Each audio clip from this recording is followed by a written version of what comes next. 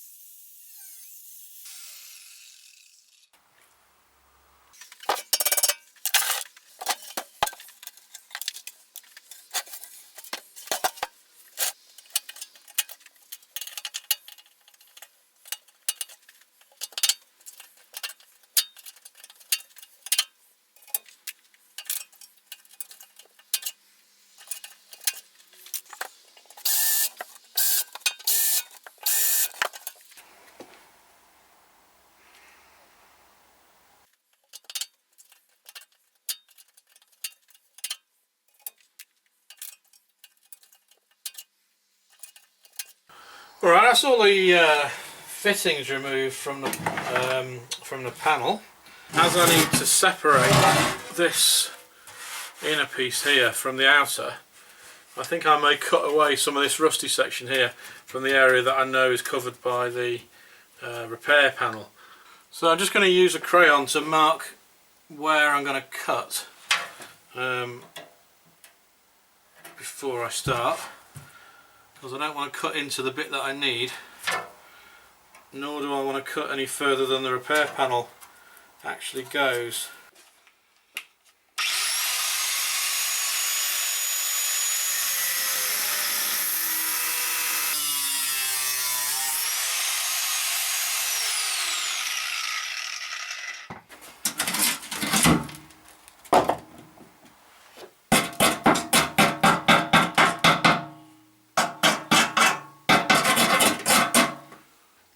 Piece is absolutely solid, so now it's just a case of very carefully cutting through the top of here without cutting into that.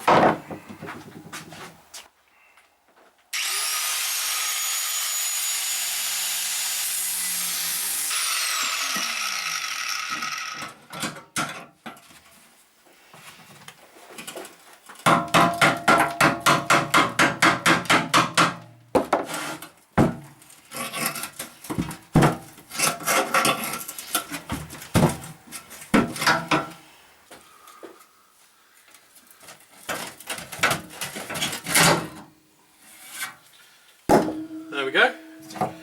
So that's that piece removed. Just give you a close-up view of the bottom of the panel. As you can see, it's got quite extensive corrosion, but it's confined to one area. along there, and when you turn it over, look at the back, you can see there's a reinforcement piece here which is welded in across the bottom, spot welded in, and it looks to me as if that's acted as a water trap, because all of this here is has been sprung apart by the rust, and here, and in fact that's where it's gone through at the front. And I've got the piece that I cut out here. If you can see that, those two pieces of metal have been pushed apart by the power of the rust. It's amazing, really.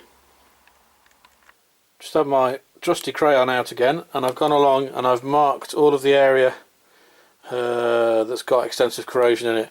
What I've done is I've marked the minimum amount that I need to cut off this panel to get rid of the corrosion, and I'm going to cut that away, all that nasty rotten metal, so that I'm not snagging the any other tools that I use in the cleanup process on all of that, but I'm leaving as much metal in as I can, so that when I get my replacement panel I can decide how much to cut away from the existing panel, whether to cut the whole lot away and use the whole repair panel, or whether to use part of it and cut the repair panel down.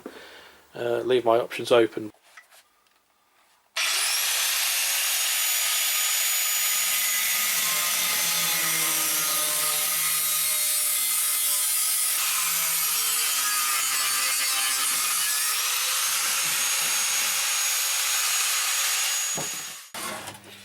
This has obviously left quite a sharp edge on here, and as I'm going to be handling the panel while I'm working on the rest of the surface rust, I've just got a flat disc in this grinder. I'm just going to knock the edges off that. Sorry about the humming noise. That's the this is 110 volt grinder, and the transformer's next to the camera.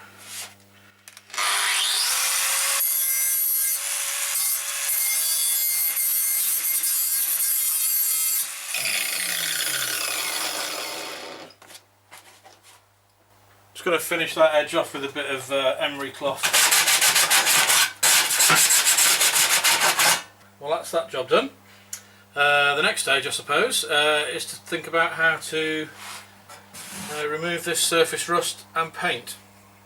My first thought was to use a cup brush like this one in the angle grinder, which should be pretty straightforward on this front section. But then I thought getting into all of these corners and tricky areas will be quite difficult. So I think I've decided on a kind of threefold approach. First of all, I'm going to use some paint stripper to try and get rid of all of this paint. Now, how successful that is going to be, I don't know, because this to me looks like the original green Land Rover paint. It doesn't even look like it's ever been repainted. I suspect this is completely factory paint, so it's probably well stuck. But I'm going to give it a go anyway. I've got some pretty decent paint stripper.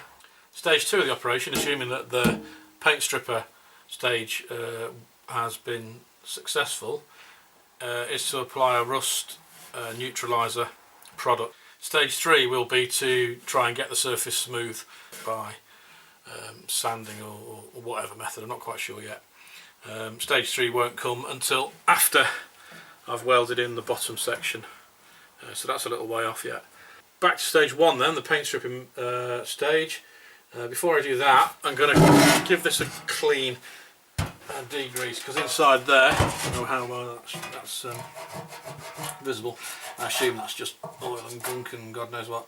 So I'm going to clean this out with some and try a bit of white spirit, I think, see if that shifts it.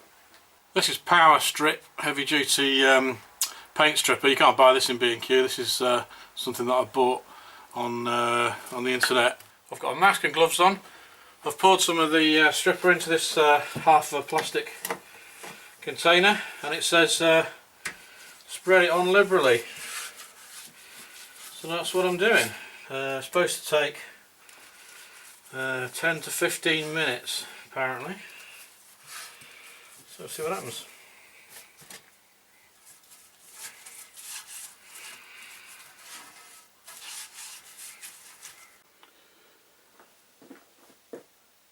Well, that's some quite amazing stuff. the bottom part there that you can see, that's been on there about 10 minutes, and on the top here probably only 5 minutes, but it's very quickly eating its way through the paint. I'm just going to have a bit of a scrape at this. That is absolutely amazing. Right then, this is how it looks after 2 very liberal applications. It's worked exceptionally well. I'm going to have another little scrape at it in a minute once it's sat for a few more minutes. It's worth pointing out that these orange gloves, which are these ones that I use for everything, I've been using them for years, superb things, they are marginally better at dealing with the caustic effects of the paint stripper than these white ones are, but not much.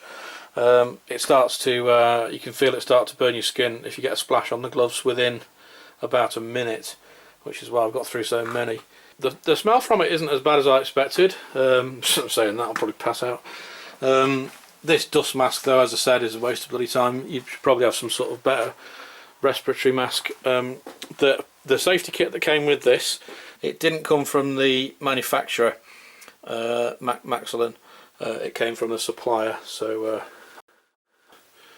I don't want them to be accused of supplying inappropriate safety equipment. I think it's fairly obvious why you can't buy this in the shops. It's some pretty serious kit. I've used nitro molds in the past, and I found it to be virtually no use at all. This, however, is absolutely brilliant. But you wouldn't want to get any of this on you or in your eyes or anywhere else, because it's pretty nasty kit. So it deserves treating with the greatest of respect. That's shifted about 90% of the paint, I would say. There's still a little bit in areas that hasn't quite come off. I think what I'm going to do is just slap one more coat on it. That'll be a 3rd coat, and then leave it overnight. Come back tomorrow and finish it off. That was Wednesday night, and it's now Friday lunchtime. As you can see, perhaps leaving paint stripper on for that length of time wasn't the best idea I've ever had, because it's made the surface go rusty. I suppose in this scenario that's not the end of the world, because it was pretty rusty anyway, and I'm going to treat it with some rust inhibitor, rust converter. So the way it kind of is now, what remains on the surface is quite soft. And it does scrape off, so I think while it's in this sort of condition, I'm going to scrape off as much of the paint as I can, try and get rid of as much of the this kind of horrible messy stuff. Bought a new pair of gloves. These claim to be chemical resistant. That's the information on the side of the glove, so we'll see if they're any good.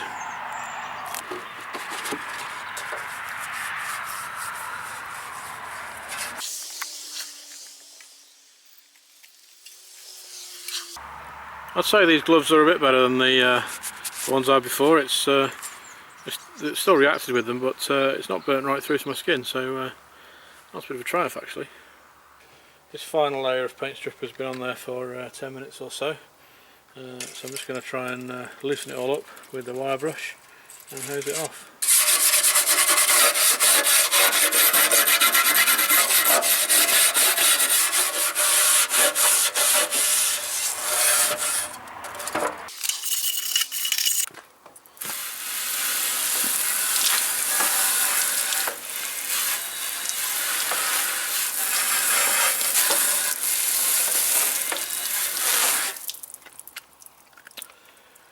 That's all the paint removed, that's all the paint stripper removed. I'm going to take this in the shop now, dry it out, and see what it looks like. So that's dried off reasonably well. Here's a look at the surface in a bit closer detail.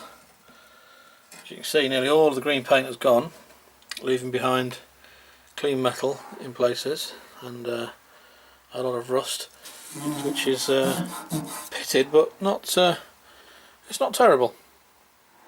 There's certainly no rust holes in it anyway, which is the big thing. You see around some of these particularly pitted areas, the green paint remains in the rust there, and again there, not going to worry too much, because before I go any further with the repair of this, I'm going to apply some Cure Rust rust inhibitor. The idea of this is that it'll neutralise all of the rust. Apparently it turns the oxidised metal into a hard black surface which you can paint directly onto.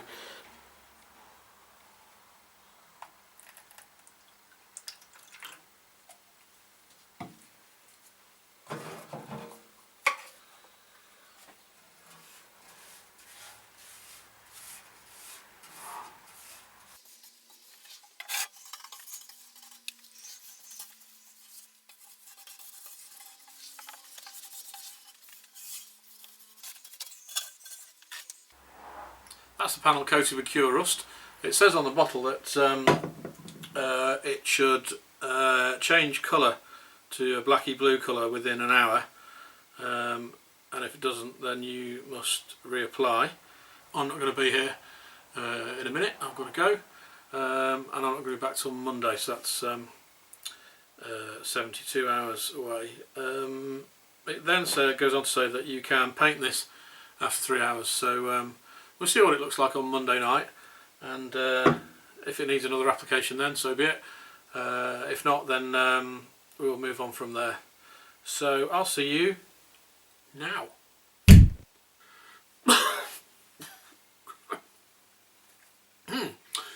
Right then, it's Monday afternoon, and I'm back, obviously.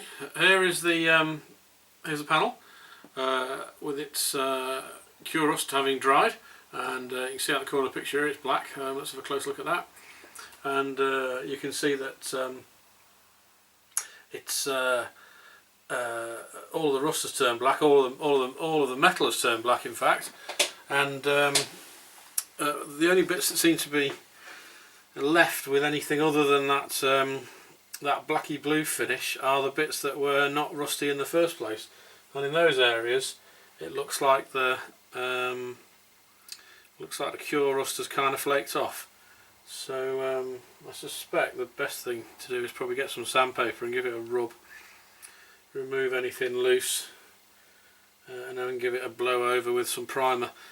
I'm not sure what to say about this. I don't think it's been a great triumph, to be honest. Still quite rusty underneath where I rubbed off the black, and then there's all this sort of black gunk that's supposedly overpaintable, but it comes off fairly well, as you can see. I think I'm kind of coming to the conclusion that what I need to do is blow a thin coat of Etch primer over it, just to stop any fresh rust. Then repair the bottom section, and then I think maybe I should send it away and get it sandblasted, and maybe that'll get rid of the rest of the rust. Don't know. I'll be interested to know what people think. This is U-Pol acid Etch primer. I've used this before, and it's really good. It goes a long way, and it covers really well. I've given the panel a coat of U-Pol Etch primer, so hopefully that'll keep the rust at bay for the time being. I can't progress any further because I haven't got the repair section that goes in the bottom here, so this video is going to end here, I'm afraid. I've not progressed quite as well as I'd hoped to. Hopefully that'll be with me in the next day or two, so please join me in the next video when I'll cut out the bottom of the panel to fit the repair panel and weld it in place, and hopefully we might see some proper progress. Hope you've enjoyed this video. Hope you found something interesting from it. If you have, please comment. If you haven't, please comment. Tell me what I'm doing wrong. Give me a thumbs up, and it's great if you could subscribe. That really does make a difference. Thanks a lot then. Bye bye.